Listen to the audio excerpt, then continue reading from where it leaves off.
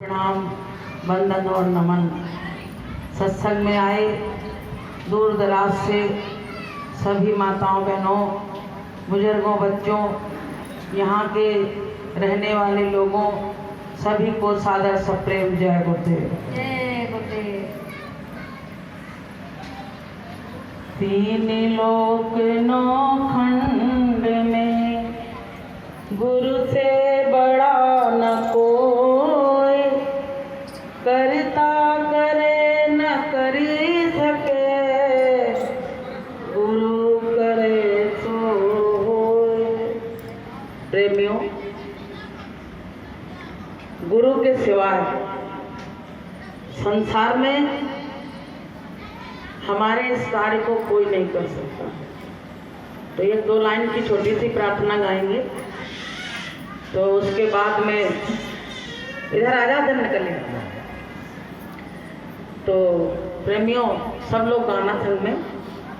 मालिक की प्रार्थना है कि गुरु ने जगाया बंदा फिर सो गया, उठ परदेसिया सवेरा हो गया। गाओ सब लोग। गुरु ने जगाया बंदा फिर सो गया, उठ परदेसिया सवेरा हो गया। फिर तू कहेगा गुरु आए नहीं, फिर तू कहेगा गुरु आए नहीं। सत्संग बीच तू फिर सो गया, सत्संग बीच तू फिर सो गया, उठ परदेसिया सवेरा हो गया। गुरु ने जगाया बंदा फिर सो गया, उठ परदेसिया सवेरा हो गया। प्रेमियों, गुरु महाराज जब से हमको मिले तब से बराबर जगाने का काम किया। सत्संगों के द्वारा, दर्शन के द्वारा किसी न किसी तरह से बराबर जगाने का कार्य करते हैं। लेकिन हम बंदे मूर्ख बराबर सोने का काम करते रहे। वो जगा रहे हैं और हम सो रहे हैं, और फिर कहते गुरुजी ने हम पे दया नहीं की। बार बार जगाया और बार बार हम पापी अधर्मी फिर सो गए। तो प्रेमियों, आज करीब 10-11 वर्ष हो गए। वो जगाने वाले गुरु जो हमको दिन रात जगाते थे, वो हमारे बीच से अदृश्य। हमारे बीच से वो जगाने वाले सद्गुरु अदृश्य हैं। लेकिन इसका भी हमको अफसोस नहीं। हमको अफसोस नहीं है प्रेमियों कि आखिर अब मेरे लिए सब दरवाजे बंद हैं, जाएं तो कहाँ जाएं। तो प्रेमियों, ये मानव जीवन हमको बड़ी भाग्य से मिला है। बड़ी मिन्नतों के बाद बहुत रोए, बहुत चिल्लाए, बड़ी बड़ी प्रार्थना की, तो 84 लाख योनियों में सबसे उत्तम योनि मनुष्य की बताई गई कि कोट जन्म भटका जब खाया, तब तुमने ये मानुष तन पाया, और इसको तुम व्यर्था मत खो, और छिन छिन जागो छिन छिन चित। संत कहते हैं बड़ी भाग्य से मिला। ये अपनी मर्जी से किसी को नहीं मिलता है, और इसको तुम सोने के बजाय छिन छिन चेतो और छिन छिन जागो। जागने का मतलब क्या है कि कोई जगह सतगुरु से जाके मिल जाओ। जैसे कोई जले दीपक से हजारों दीप जल जाते हैं, ऐसे ही जगह सतगुरु से जब हम मिल जाते हैं तो हम भी जग जाते हैं। तो प्रेमियों, ये मानव जीवन हमको जो मिला है, ये अब जाने की कगार पे खड़ा है। अब ये विदाई का वक्त आ रहा है धीरे धीरे, क्योंकि उम्र की भी कोई सीमा होती है। कलयुग में 100 साल की उम्र रखी गई और इसमें भी 50 साल 60 साल तक ही व्यक्ति ज़्यादातर जिंदा रहता है, उसके बाद यहाँ से रवाना हो जाता है।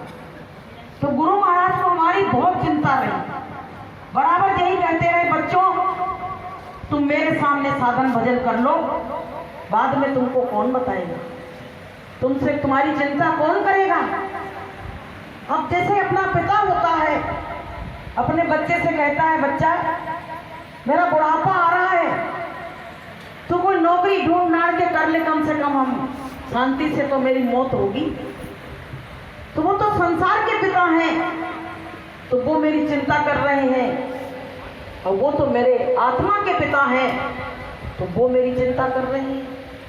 तो प्रेमियों, हमको गुरु महाराज ने बहुत विस्तार से, बहुत अच्छी तरह से कोट के फुसला के सब तरह से समझाया, लेकिन हम अभागे जीव के समझ में कुछ नहीं आया। तो प्रेमियों, अगर मनुष्य तन चला गया तो हम गुरु की भक्ति काहे से करेंगे। अब कोई जानवर है, उससे कह दो कि गुरु महाराज के सत्संग में आके बैठो और सुमिरन ध्यान भजन करो, तो क्या वो करेगा। उसको अकल ही नहीं है, सोचने समझने की बुद्धि नहीं है। गुरु महाराज कहते, बच्चों तुम्हें एक आकाश तत्व तो ऐसा है, उसी से तुम्हारी बुद्धि विवेक काम कर रही है, वो केवल मनुष्य में ही दिया गया है। तो मनुष्य सबसे अलग थलग परमात्मा ने बनाया।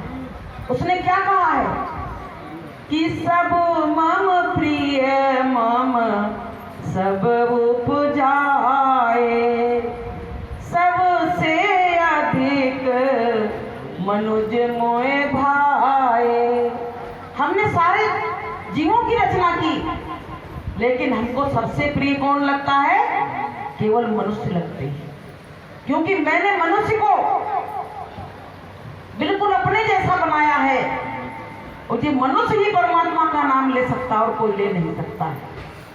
तभी प्रेमियों मनुष्य का महत्व ज्यादा बताया गया है। तो हमको तुमको मनुष्य जीवन मिला और गुरु महाराज मिल गए, तो सोने में सुहागा। अगर गुरु महाराज ना मिलते तो हमारा भी जीवन संसारियों की तरह बेकार हो जाता, पता नहीं कहां बहते चले जाते, कोई अता पता कोई ठिकाना नहीं था। लेकिन गुरु महाराज के मिलने से वहीं पे ब्रेक लग गया। अब हमको अच्छे और बुरे की पहचान हो गई कि किस दिशा में हमको जाना है और किस दिशा में हमको नहीं जाना है, क्या अच्छा है क्या बुरा है, क्या भच्छे क्या अभच्छे, क्या हमको खाना चाहिए क्या नहीं खाना चाहिए, कहाँ हमको जाना चाहिए कहाँ नहीं जाना चाहिए। ये सब ज्ञान कौन ने कराया, गुरु महाराज ने कराया। तो प्रेमियों, हम गुरु के आभारी हैं कि नहीं है, हम सब लोग गुरु के आभारी हैं। अगर गुरु नहीं मिलते तो ये सब हमको कौन बताता। मेरे माता पिता को इतना ज्ञान था नहीं जो हमको ऐसे बता के ऐसे रास्ते पे ले आते, अधूरे ज्ञान के थे, लेकिन सतगुरु के मिलने से हमको उनका ज्ञान हो गया, तो हमको अच्छे और बुरे की पहचान हो गई। तो प्रेमियों, ये मानव जीवन मिला है, तो इसको गुरु की चर्चा में और गुरु के काम में बराबर इसको लगाए रहो। नहीं तो पता है, जानवरों की जो खाल होती है वो काम में भी आ जाती है, लेकिन इंसान की तो किसी काम में भी नहीं आती। आप बताइए, इंसान तभी तक वो है, उसका मूल्य जब तक इसमें जीवात्मा बैठी है और वो परमात्मा का भजन कर रहा है, उसके बाद इसकी कोई कीमत नहीं है। तो प्रेमियों, हमारे शरीर की कीमत हमारे गुरु ने बढ़ा दी। अगर हम भजन ना करते, चाहे 100 साल जिंदा रहते, तो बेकार था। जिस दिन से जीव संत की शरण में आता है और नामदान लेता है, उसी दिन से जीवन के दिन शुरू होते हैं। अब इसमें तमाम बुजुर्ग बाबा बैठे हैं, अब वो कहें कि अरे हम तो तुमसे बहुत बड़े हैं, कोई छोटे बच्चे से, लेकिन उस बच्चे ने गर्भ में ही नामदान ले लिया है, बाहर निकला फिर नामदान मिल गया, तो वो बच्चा उस बाबा से बहुत बड़ा है, क्योंकि उसने वो चीज बहुत पहले हासिल कर ली। तो प्रेमियों, हमारा तुम्हारा बहुत सौभाग्य है कि ये संत की शरण में आ गए, और जो संत की शरण में नहीं आए उनके लिए क्या कहा गया कि कबहू न संत शरण में आया, कबहू न संत शरण में आया, ना कबहू प्रभु के गुण गाया, ना कबहू प्रभु के गुण गाया, नाम धराय निशान उम्र खोए दई सारी, नाम धराय निशान उम्र खोए दई सारी, रे मूर्ख अज्ञान उम्र खोए दई सारी। ए मूर्ख, तूने सारी उम्र खो दी, कभी संतों की शरण में नहीं आया। अब जो लोग संत की शरण में आ चुके हैं वो संसारियों को देखते हैं तो कहते हैं अरे इस जीव की क्या दुर्गति हो रही है, ये धक्के खा रहा है, घर के मार खा रहा है, और फिर भी ये नहीं सोचता है कि चलो संत की शरण में चले, कुछ ज्ञान ले लें और कुछ अपना काम बना लें। कहा गया कि दुनिया के काम कभी कम ना होंगे, और एक दिन बंदे इस दुनिया में हम ना होंगे, सारे काम चलते रहेंगे। हम कंफ्यूजन में हैं कि हम नहीं रहेंगे तो काम नहीं होगा, अरे हमारे न रहने के बाद भी बहुत अच्छी तरह से काम होगा, ये सब बच्चे पल जाएंगे, सब कुछ हो जाएगा, लेकिन हम जो काम करने के लिए आए मुंह बंधन में पड़ के हमने उस काम को नहीं किया। तो प्रेमियों, हमको जो राह मिली है, ये करोड़ों रुपया देने पे भी ये राह नहीं मिल सकती। लोग कहते मैंने करोड़ों कमा लिए, बड़े बड़े मकान बना लिए, अब मेरा सारा कार्य पूरा हो गया। हम कहते चाहे जितने मकान बना लिए हों, चाहे करोड़ों 2 करोड़ 10 करोड़ कमा लिए हों, लेकिन अगर सतगुरु नहीं मिला जीवन में तो तुमको कुछ भी नहीं मिला, सब काम तुम्हारे बिगड़े पड़े हैं। कि जिनको सतगुरु मिल गए उनके ऊंचे भाग, और गुरु ज्ञान से धोइए और जन्म जन्म के दाग, और सतगुरु के दरबार में जइयो बारंबार, और भूली वस्तु लखाई दे और परम गुरु दाता। तो प्रेमियों, जिनको सतगुरु मिल गए सबसे भाग्यशाली वही है, अपनी दृष्टि में तो वही है, क्योंकि जो दौलत के लिए बड़े बड़े ऋषि मुनि तपस्या करते थे, आग के बीच में लेट जाते थे और अपने शरीर को पिंजर बना देते थे, और तब भी उनको वो ज्ञान नहीं मिला जो ज्ञान हमको तुमको गुरु महाराज ने फ्री फंड में दे दिया, फ्री में दे दिया। बताइए, ऐसी दया कलयुग में हम लोगों के ऊपर हुई। तो प्रेमियों, वो समय अच्छा था कि अब अच्छा है? हम तो कह रहे हैं आपका समय अच्छा है। कहा भी गया है कि कलयुग केवल नाम आधारा, और सुमिर सुमिर नर उतरे पारा। वो नाम कौन है? कि नाम रहा संतन आधीना, और संत बिना कोई नाम न चीन्हा। वो नाम कौन है? वो संतों के अधीन है, और संत के बिना उस नाम को कोई चिन्ह नहीं सकता है। तो प्रेमियों, जब जीव गुरु के सन्मुख आता है तो उसके जन्म जन्म के जो काई लगी होती है, गंदगी चढ़ी होती है, तमाम विषय विकार अंदर भरे होते हैं, उनको जीव को जब गुरु देखता है तो अपनी दृष्टि से उनको नष्ट कर देता है, तो योग दृष्टि से उसको नष्ट कर देता है। कहा भी गया कि सन्मुख होए जीव में जब ही, और जन्म कोटि गुना से तब ही। जन्मों जन्मों के जो पाप होते हैं सब नष्ट कर देते हैं। तो प्रेमी भाई बहनों, हमारे भी पाप गुरु महाराज ने नष्ट किए, तभी हम लोग सत्संग में बैठ पा रहे हैं। अगर वही पाप और ताप चढ़े होते तो हम लोग भी सत्संग में बैठ नहीं पाते। लेकिन गुरु महाराज ने क्या कहा कि बच्चों, मैं तुम्हारे पिछले उसको सब जलाए दे रहा हूं, लेकिन अब कोई गलत काम मत करना। ये कही ना कि अब कोई गलत काम मत करना, नहीं तो ये फिर कैसे खत्म होंगे। लेकिन हम लोग फिर भी अपनी आदत से बाज नहीं आ रहे हैं, फिर भी उन पापों को, उन कर्मों को इकट्ठा करते घूम रहे हैं। इसकी चुगली, उसकी बात, उसकी निंदा, उसकी बुराई, उसको हम इकट्ठा करने में लगे हैं। अरे वो पाप की जो गठरी है ना, अब उसके पास है तो उसके पास ही रहने दो, अपने ऊपर क्यों ले रहे हो? क्योंकि इस बोझा को लेके तुम कैसे परमात्मा के पास जाओगे, कैसे सामने जाओगे? वो कहता है कि पाप पुण्य की पोटली और बांध चले सब कोई, और घाट जगाती जमपुरी तो वहां तलाशी होए। वहां पे तो भैया तलाशी ली जाएगी। जैसे आज कोई नेता आ रहे हैं ना, तब बड़ी भीड़ बची बहुत, इसलिए उनको खतरा है कि कोई कुछ लिए खड़ा नहीं हो जाए, उनको उड़ा दे, इसलिए इतनी सिक्योरिटी लगी है जिसका कोई हिसाब नहीं। तो बताइए, यहाँ तलाशी जब ली जा रही है, तो जब हम वहां जाएंगे, जब मेरा फैसला होगा, तो वहां भी तो तलाशी ली जाएगी। तो वहां पहले तख्त पे खड़ा किया जाएगा, फिर मेरे पाप का चिट्ठा और पुण्य का चिट्ठा खोला जाएगा, और फिर दिखाया जाएगा इतने दिन तू संसार में रहा, तूने किस किस समय पे कौन कौन से पाप किए, और किस किस समय पे तू सत्संग में गया, सब लिखा पढ़ी उसके यहाँ मौजूद है। अब क्या करोगे? कहां से झूठ बोलोगे?